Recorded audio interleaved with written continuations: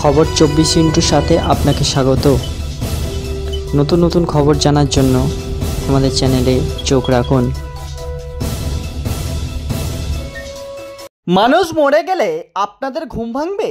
কলকাতা হাইকোর্টের কড়া ভৎসনার মুখে পৌরসভা বেআইনি বাড়ি ভাঙা নিয়ে বৃহস্পতিবার কলকাতা হাইকোর্টে একটি মামলা ছিল প্রধান বিচারপতি টি.এস. শিবজ্ঞানমের ডিভিশন বেঞ্চে। সম্প্রতি বেনিয়াপুকুর থানার একটি বেআইনি বাড়ি নিয়ে মামলা হয়। মামলাকারীর বক্তব্য ছিল, বেনিয়াপুকুর থানার ঠিক উল্টো দিকে একটি বাড়ি বেআইনিভাবে নির্মিত হয়েছে। সেই বাড়ির উল্টো দিকের রাস্তা অত্যন্ত সরু। মামলাকারীর বক্তব্য, কোনো অঘটন ঘটলে সেখানে উদ্ধার কার্য করা সম্ভব হবে না। অভিযোগ জানানোর পরেও পুরসভা কিছুই করেনি। তাতে পুরসভার কাছে জবাব তলব করা হয়, কিন্তু পৌরসভার উত্তরে হাইকোর্টে অত্যন্ত অসন্তুষ্ট হয়। প্রধান বিচারপতির তাৎপর্যপূর্ণ মন্তব্য, মানুষ মরে গেলে তা আপনাদের কি ঘুম ভাঙবে?